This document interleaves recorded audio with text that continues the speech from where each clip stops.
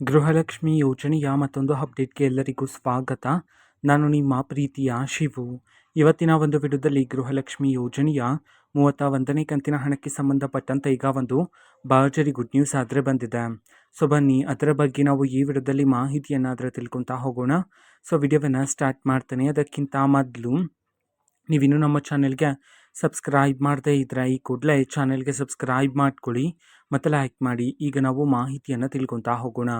ಹೌದು, ಇವತ್ತು ಅಂತಂದರೆ ದಿನಾಂಕ 21/6/2026 ಇವತ್ತು ಗೃಹಲಕ್ಷ್ಮಿ ಯೋಜನೆಯ 31ನೇ ಕಂತಿನ ಹಣವನ್ನು ಬಿಡುಗಡೆ ಮಾಡಲಾಗ್ತಿದೆ ಅಂತ ಹೇಳಿದೀಗ ಮಾಹಿತಿಯನ್ನಾದರೆ ತಿಳಿಸಿರ್ತಕ್ಕಂಥದ್ದು. ಯಾವ ಯಾವ ಜಿಲ್ಲೆಗಳಲ್ಲಿನ ಮಹಿಳೆಯರ ಖಾತೆಗಾದರೆ ಇವತ್ತು ಗೃಹಲಕ್ಷ್ಮಿ ಯೋಜನೆಯ 31ನೇ ಕಂತಿನ ಹಣವನ್ನು ಇವತ್ತು ಬಿಡುಗಡೆ ಮಾಡಲಾಗ್ತದೆ.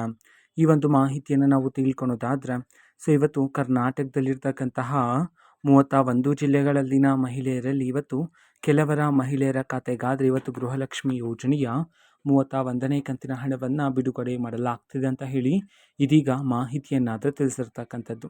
ಸೊ ಮಹಿಳೆಯರ ಖಾತೆಗೆ ಇನ್ನೂ ಸಹ ಗೃಹಲಕ್ಷ್ಮಿ ಯೋಜನೆಯ 31ನೇ ಕಂತಿನ ಹಣ ಬಂದಿಲ್ಲ ಅಂತಂದರೆ ಸೊ ವೆಯ್ಟ್ ಮಾಡ್ತೀರಿ.